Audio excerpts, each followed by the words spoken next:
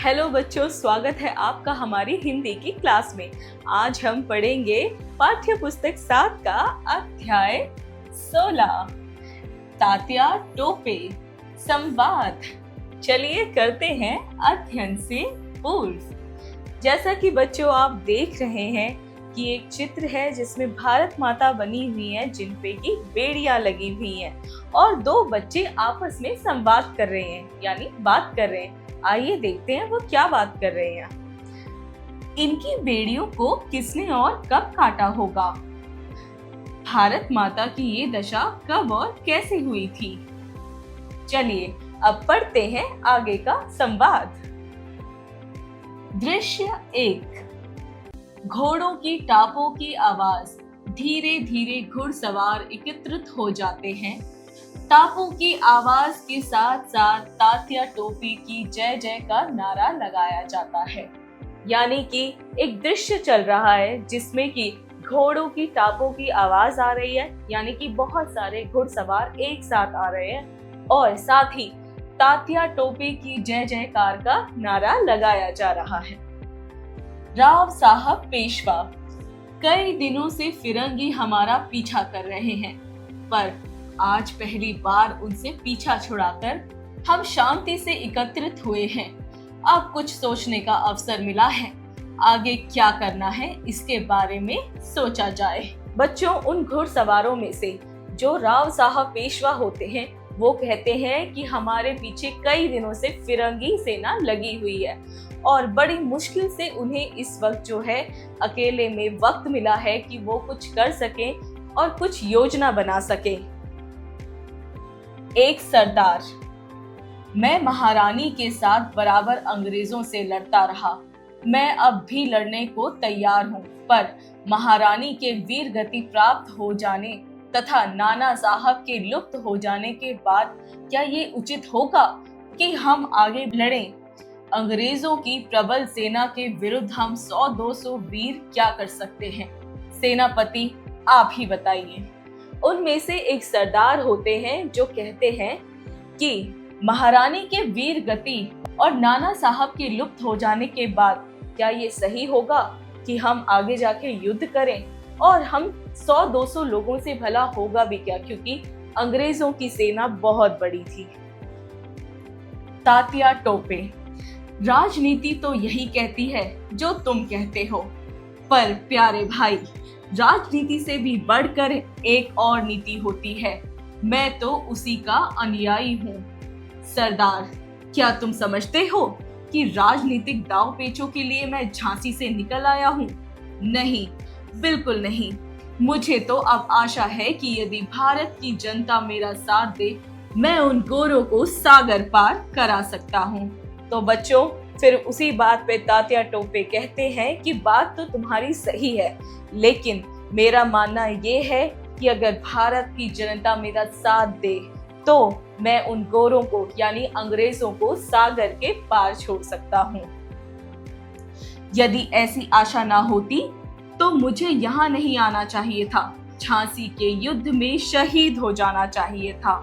तलवारों की झंझनाहट के साथ तात्या टोपे की जय की आवाज आती है और वो कहते हैं, अगर मुझे ऐसी आशा नहीं होती तो मुझे झांसी के युद्ध में शहीद हो जाना चाहिए था, यहाँ लड़ने के लिए नहीं आना चाहिए था।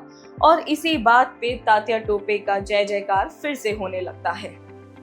सरदार। सेनापति, मैं पूर्ण रूप से आपके साथ हूँ, पर मेरा मन कुछ ऐसा कहता है कि इस समय अंग्रेजों की चढ़ती है। भारतीयों में एकता नहीं है, इसलिए सफलता की आशा बहुत थोड़ी है। इसी बात पे सरदार बोलते हैं कि सेनापति, मैं पूरी तरह से आपके साथ हूँ, लेकिन इस वक्त ऐसा है कि अंग्रेज जो है उनसे इस वक्त काफी ज्यादा ताकतवर है और भारत के लोगों में आपस में इस वक्त कोई भी एकत्रता नहीं है। ऐसे में युद्ध करना सही नहीं है। ये बात कहते हैं सरदार। तात्या टोपे। मेरे प्यारे भाई, हमेशा सफलता से ही प्रत्येक बात को कूटा नहीं जाता। मैं तो इस संबंध में सोचता हूँ कि यदि हम 100-200 आदमी कुछ नहीं कर सकते तो घर लौटकर भी हम क्या कर लेंगे। इससे तो अच्छा है कि हम एक उदाहरण प्रस्तुत कर जाएं। जिससे बाद में स्वतंत्रता की लड़ाई लड़ने वाले प्रेरणा लें।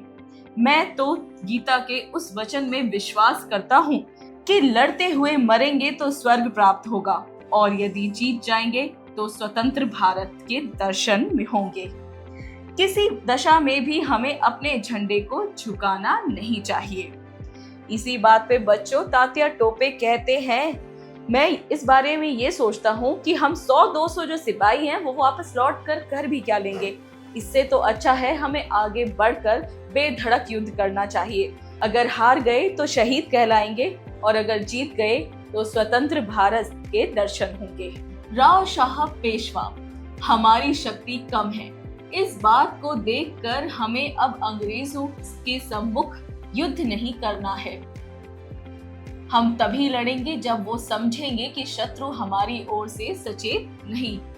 हमें अपनी शक्ति की रक्षा करनी है, साथ ही राजाओं और जनता से संपर्क स्थापित करना है। हमें इसी बात पे राव साहब पेशवा समझाते हुए कहते हैं कि हमारी शक्ति इस वक्त कम है और कमजोर है, और हमें अंग्रेजों के सम्मुख युद्ध नहीं लड़ना चाहिए। हम उनसे युद्ध तब करेंगे जब उन्हें लगेगा कि हम सचेत नहीं हैं, और हमें अपनी शक्ति की रक्षा करनी है और अपने देश के राजाओं और जनता से संपर्क भी बनाना है। एक घोड़े की टाप की आवाज। दूत आकर घबराहट में सेनापति अंग्रेजों की एक टुकड़ी बहुत ही पास आ गई है। तात्या टोपे, मैं ऐसी आशंका कर रहा था। अंग्रेज जानते हैं कि हम लोगों पर ही उनके साम्राज्य का वर्तमान और भविष्य लटक रहा है। हम भी तैयार हैं। सब लोग तैयार हो जाएं। अच्छा चलो, भारत माता की जय। प्रस्थान। और भारत माता की जय नारा लगाते हुए वो वहां से प्रस्थान करते हैं। अंग्रेज, वेल जासूस, तुम हमको किधर लाया? किधर लाया? इधर तो कोई भी नहीं है। जासूस घबराहट में बोलता है, हुजूर अभी तो यहीं थे। देखिए ना, चारों तरफ की झाड़ियां घोड़ों से रौंदी हुई हैं। ये देखिए घोड़ों की एक नाल, अभी वो यहीं थे। अंग्रेज, ये लो तुम अपनी बख्शीश। गिनने में 5 रुपयों की आवाज। क्विक मार्च। घोड़े की टापों की आवाज। यानी कि इसी समय एक जासूस जो है अंग्रेज को उन लोगों का पता बता देता है, और साथ में अंग्रेज उसे जो है 5 रुपए की बख्शीश भी देता है। दृश्य 2। राव साहब पेशवा, ये तो बड़ा अनर्थ हुआ। कई दिनों से भागते भागते हमारी सेना इतनी थक गई है कि अब वो भाग नहीं सकती। सेनापति, अब क्या राय है? तात्या टोपे, अब भाग नहीं सकते तो लड़ेंगे। मैंने तो यही सीखा है, किसी भी हालत में खड़े खड़े शत्रु के हाथों में आत्मसमर्पण नहीं करना है। यदि भाग्य ने यही तय कर रखा है कि हमें शहीद होना है, तो उसके लिए प्रस्तुत हैं। दूसरे दृश्य में राव साहब पेशवा कहते हैं कि ये तो बड़ा ही अनर्थ हुआ, क्योंकि भागते भागते हमारी सेना थक चुकी है। और इसी बात पे तात्या टोपे कहते हैं कि थक चुकी है या कुछ भी हो चुकी है, हमने तो यही सीखा है कि खड़े खड़े वीर गति को प्राप्त हो जाएं, लेकिन अपने आत्मसमर्पण ना करें। राव साहब पेशवा, शत्रु की सेना के पास 4 तोपें भी हैं। सेना के पास और भी शस्त्र मालूम होते हैं। वो हमारी ओर बढ़ रही है।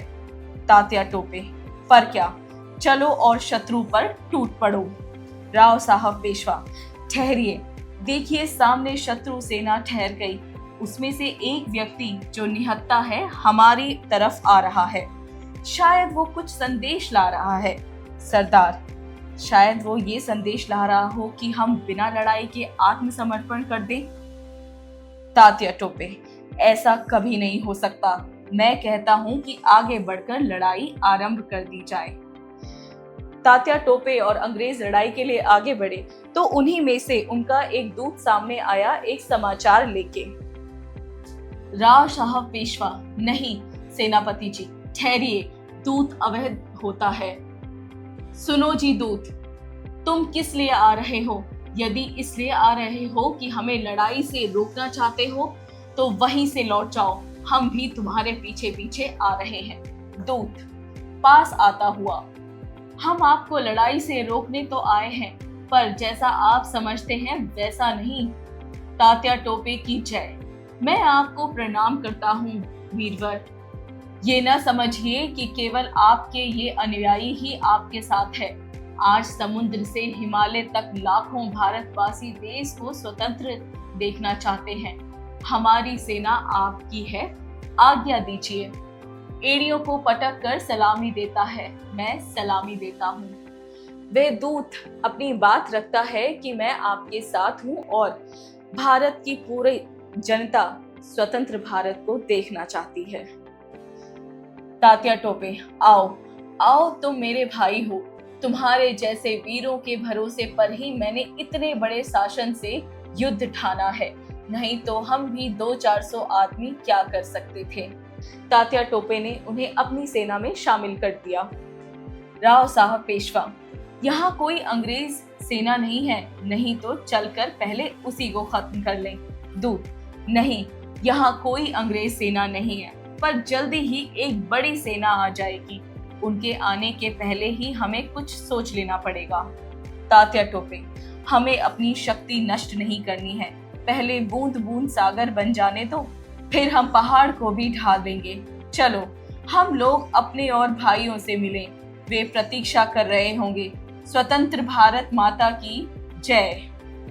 घोड़ों की टापों की आवाज दूर तक जाती है। फिर उधर से स्वतंत्र भारत माता जय, तात्या टोपे की जय की आवाजें आती हैं। दूत धोखा देकर तात्या को अंग्रेज अधिकारी के सामने ले जाता है। यानी बच्चों, वे दूत आता तो है तात्या टोपे का साथ देने, लेकिन वे उनको असल में धोखा देता है और वे उन्हें अंग्रेजी अधिकारियों के आगे ले जाते हैं। दृश्य 3। पर्दा उठता है। अदालत में तात्या और जज। जज, तुमने सरकार को धोखा दिया, इसका न्याय होगा। तात्या टोपे, ये न्याय का तमाशा क्यों कर रहे हो? मैं जानता हूँ कि अंग्रेजों के विरुद्ध लड़ने के कारण मुझे फांसी होगी, फिर ये ढोंग क्यों?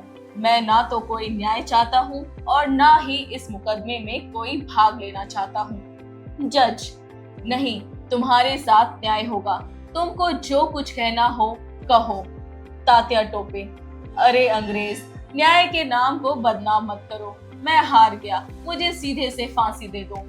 न्याय तो तब होगा जब हमारे देशवासी जागेंगे। मैं तो मर जाऊंगा, पर देर या सवेर न्याय होकर रहेगा। मैं तुमसे न्याय नहीं चाहता। जज, महारानी का जज तो अमर रहेगा, क्योंकि ये कानून और इंतजाम पर खड़ा है। तात्या टोपे, निराधार कोई भी साम्राज्य हमेशा नहीं रहा। मैं स्पष्ट देख रहा हूँ कि कभी न कभी तुमको यहाँ से बोरिया बिस्तर बांधकर भागना ही पड़ेगा। तो बच्चों, तात्या टोपे को अंग्रेजी अधिकारियों के आगे खड़ा किया जाता है और जज उनसे कहते हैं, तुम अपनी सफाई दे सकते हो, तुम्हारे लिए न्याय जरूर होगा। लेकिन तात्या टोपे जो हैं वो अपना मुकदमा लड़ने से मना कर देते हैं और वे सीधा कहते हैं कि मैं तो हार चुका हूँ, मुझे फांसी ही दे दो।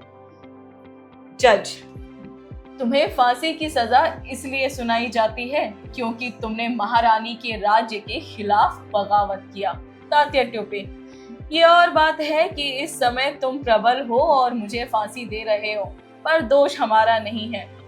हम तो तुम्हारे देश पर चढ़ाई करने नहीं गए, तुम ही हजारों मीलों से हमारे देश पर अत्याचार करने आए और उसे लूटने के लिए आए हो। मैंने तो केवल अपनी शूद्र शक्ति से उसे रोका। मैं असफल रहा, इस कारण तुम मुझे फांसी दे रहे हो। पर याद रखना, एक दिन तुम यहाँ से निकाले जाओगे और भारत स्वतंत्र होगा। स्वतंत्र भारत की जय, भारत माता की जय। बच्चों, जज कहते हैं कि तुम्हें फांसी सुनाई जाती है क्योंकि तुमने महारानी के राज्य के खिलाफ बगावत की है। इसी बात पे तात्या टोपे कहते हैं कि आप इस वक्त बहुत ही बलशाली हैं और मैं नहीं हूँ। और इसमें मेरा कोई दोष नहीं है। वो कहते हैं कि हम वो नहीं हैं जो दूसरों के देश में चढ़ाई की हो। आप ही हमारे देश में आए और हमारे देश को लूटा है, और मैंने तो सिर्फ उसको रोकने की कोशिश की है। आपके अत्याचारों के खिलाफ जो है मैंने आवाज उठाई और मैं नाकाम रहा, इसीलिए आप मुझे फांसी दे रहे हैं। और इसी बात पे वो कहते हैं कि भारत माता की जय, स्वतंत्र भारत की जय। जल्लाद, लो जल्दी करो, देर हो रही है। लोहार, जल्दी से कैदी की बेड़ियां काट दो। तात्या टोपे, बेड़ियां काटने की क्या आवश्यकता है? मेरे मन को तो तुम और तुम्हारे स्वामी कभी बेड़ी नहीं पहना सके। रहा शरीर, वो तो तुम लोगों का कैदी ही है। जल्लाद, मैं ये सब कुछ नहीं जानता। फांसी के पहले बेड़ी काटने का रिवाज है। लोहार, जल्दी करो। बेड़ियां काटने की आवाज। अंत में बेड़ियां काटकर अलग कर दी जाती हैं। उसके बाद दोस्तों जल्लाद आता है और वो कहता है कि इनकी बेड़ियां काट दी जाएं। तो इसी बात पे तात्या टोपे कहते हैं कि मेरे शरीर पे जो बेड़ियां तुमने बांधी हैं वो तो तुम काट लोगे, मेरे मन को तुम कभी भी बेड़ियां नहीं पहना पाओगे, अपने अधीन नहीं कर पाओगे। तात्या टोपे, कभी इस प्रकार हमारी भारत माता की बेड़ियां कटेंगी। स्वतंत्र भारत की जय, भारत माता की जय। तात्या टोपे कहते हैं जिस तरीके से मेरे शरीर पे ये बेड़ियां कट रही हैं, उसी तरह किसी दिन मेरी भारत माता के ऊपर जो ये बेड़ियां अंग्रेजों ने पहनाई हैं वो भी कटेंगी। जल्लाद, लाओ मैं तुम्हारे गले में फंदा डाल दूं। तात्या टोपे, मैं खुद गले में फंदा डाल देता हूँ। लो ये फंदा डालता हूँ। स्वतंत्र भारत की जय, भारत माता की जय। तख्ता गिरने की आवाज, राष्ट्रीय संगीत। तो चलिए बच्चों अब करते हैं शब्दार्थ। निहत्था यानी खाली हाथ, प्रबल यानी भारी, बख्शीश यानी उपहार, सचेत, सावधान, आशंका यानी संदेह, ढोंग, दिखावा, वीरगति यानी शहीद होना। चलिए अब करते हैं उच्चारण करें यानी शब्दों का सही उच्चारण। अनुयायी, साम्राज्य, आत्मसमर्पण, विरुद्ध, बगावत, मुकदमे, शूद्र। चलिए अब करते हैं अभ्यास कार्य। जरा बताइए स्पीकिंग स्किल्स। प्रश्न 1, दिए गए प्रश्नों के उत्तर बताइए, यानी कि इन प्रश्नों के हमें बोलकर उत्तर देने हैं। क, तात्या टोपे को गीता के कौन से वचन में विश्वास था? तो तात्या टोपे को गीता के उस वचन पे विश्वास था कि अगर लड़ते लड़ते मरे तो स्वर्ग की प्राप्ति होगी, और अगर जीत गए तो स्वतंत्र भारत के दर्शन होंगे।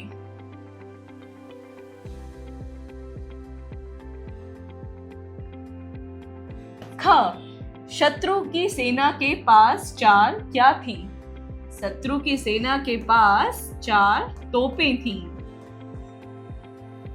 ग, लाखों देशवासी भारत को कैसा देखना चाहते थे? लाखों देशवासी भारत को स्वतंत्र देखना चाहते थे। घ, किसकी सेना का व्यक्ति निहत्था आगे बढ़ रहा था? अंग्रेजी सेना का व्यक्ति जो है निहत्था आगे बढ़ रहा था। चलिए अब करते हैं, जरा लिखिए राइटिंग स्किल्स। प्रश्न 2, दिए गए प्रश्नों के उत्तर लिखिए, यानी हमें इन प्रश्नों के लिखकर उत्तर देने हैं। क, तात्या टोपे भारतीय जनता का सहयोग क्यों चाहते थे? वे भारतीय जनता का सहयोग इसलिए चाहते थे ताकि वे अंग्रेजों को सागर पार छोड़ाएं।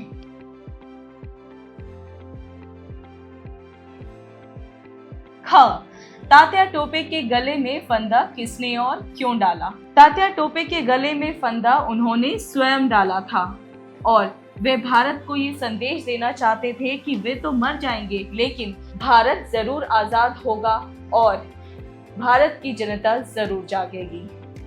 ग राव साहब पेशवा युद्ध को टालने के पक्ष में क्यों थे?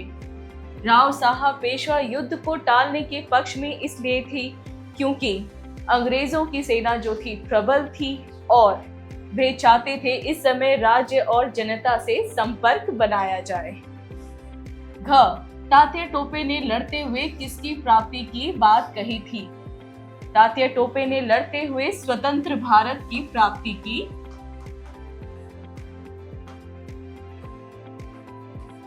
बात कही थी। अब करते हैं अगला प्रश्न, प्रश्न नंबर 3। किसने कहा, किससे कहा, लिखिए। क भारतीयों में एकता नहीं है इसलिए सफलता की आशा बहुत थोड़ी है। ये बात सरदार ने कही थी तात्या टोपे से। ख लड़ते हुए मरेंगे तो स्वर्ग प्राप्त होगा और जीत जाएंगे तो स्वतंत्र भारत। तात्या टोपे ने कहा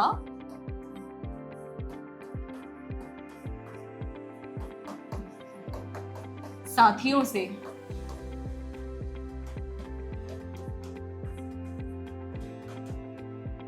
ग वो हमारी ओर बढ़ रहे हैं। ये बात राव साहब पेशवा ने कहा तात्या टोपे से।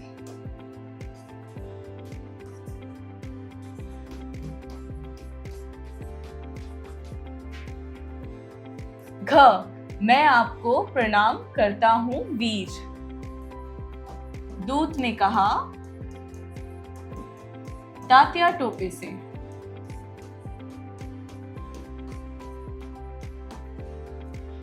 चलिए इसी के साथ हम करते हैं प्रश्न 4 जो है सही मिलान कीजिए।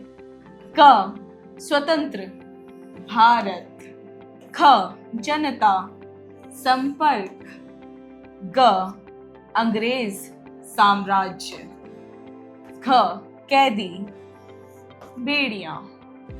प्रश्न 5 उचित विकल्प पर सही का चिन्ह लगाइए।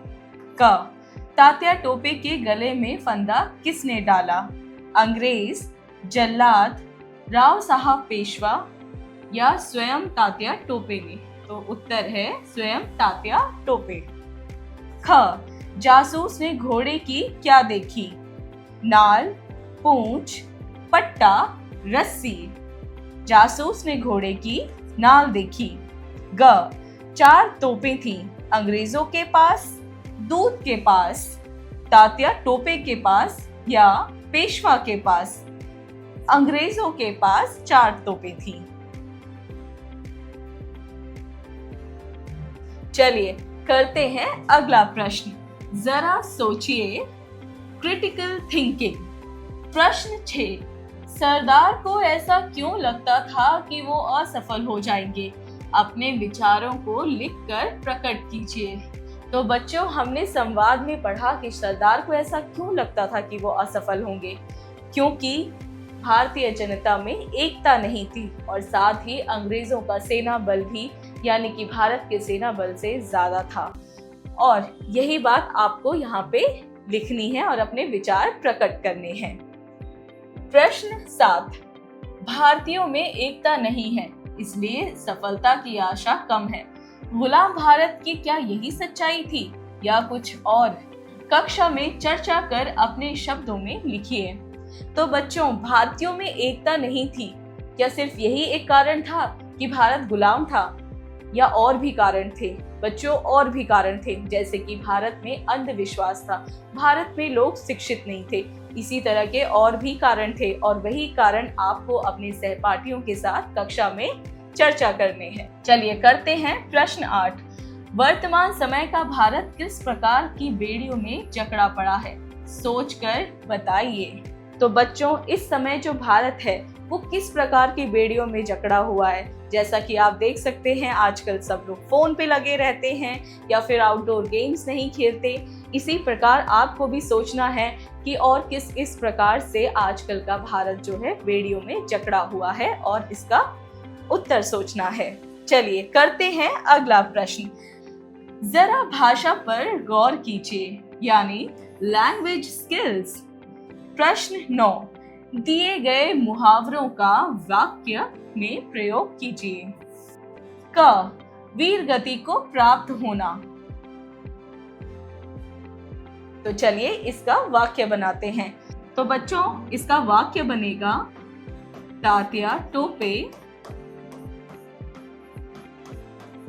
वीर गति को प्राप्त हुए।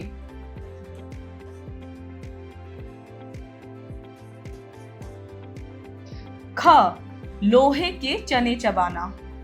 तो इसका वाक्य है, छत्रपति शिवाजी ने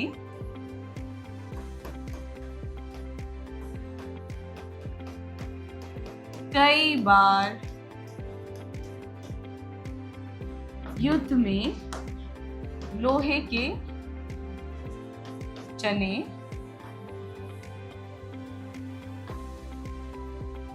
चबवा दिए। ग, दांत खट्टे करना। भारत ने कई बार क्रिकेट में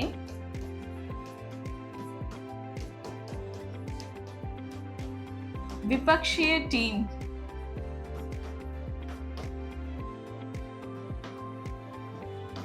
उनके दांत खट्टे कर दिए।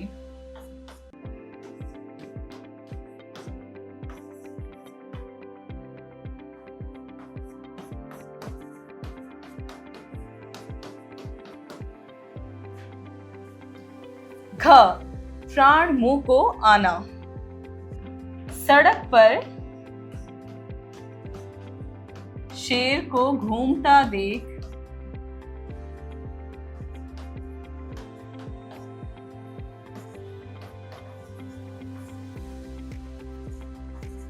सभी लोगों के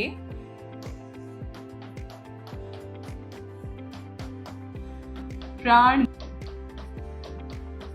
मुंह को आ गए। चलिए बच्चों अब करते हैं अगला प्रश्न। प्रश्न 10, दिए गए वाक्यों में उचित स्थान पर सही विराम चिन्ह का प्रयोग कीजिए। क, लोग कहने लगे, भाई वाह तुम तो उस्ताद हो। तो बच्चों इस पे लगेगा, क, लोग कहने लगे, भाई वाह तुम तो उस्ताद हो। तो बच्चों आएगा, लोग कहने लगे के बाद आएगा अल्प विराम, भाई वाह के बाद आएगा विश्वव्यापी बोधक, तुम तो उस्ताद हो के बाद लगेगा पूर्ण विराम। ख, अरे तुमने तो कमाल ही कर दिया। तो बच्चों इसमें लगेगा अरे के बाद विश्वबोधक और तुमने तो कमाल ही कर दिया के बाद पूर्ण विराम। ग, वही तो नहीं जो यहाँ खड़ा था। तो बच्चों वही तो नहीं के बाद लगेगा अल्प विराम, जो यहाँ खड़ा के बाद लगेगा प्रश्नवाचक चिन्ह। घ, तुम यहाँ से जा तो नहीं रहे। तो बच्चों इसमें लगेगा प्रश्नवाचक चिन्ह। चलिए करते हैं अगला प्रश्न। प्रश्न 11, सही क्रिया विशेषण पर सही का अथवा गलत क्रिया विशेषण पर गलत का चिन्ह लगाइए। चलिए करते हैं। क, राजा प्रजा का सेवक है। गलत। ख, आप धीरज रखिए। गलत। ग, जब आवश्यकता हो बुला लो। सही। घ, इतनी शीघ्रता ठीक नहीं। सही। चलिए बच्चों, अब करते हैं प्रश्न 12। दिए गए शब्दों का समास विग्रह करके समास का नाम भी लिखिए। यानी कि हमें समास विग्रह और समास का नाम लिखना है। चलिए करते हैं। क, शोकमग्न यानी शोक में गमन, और ये हमारा है तत्पुरुष समास। ख, सत्याग्रह, ये है सत्य के लिए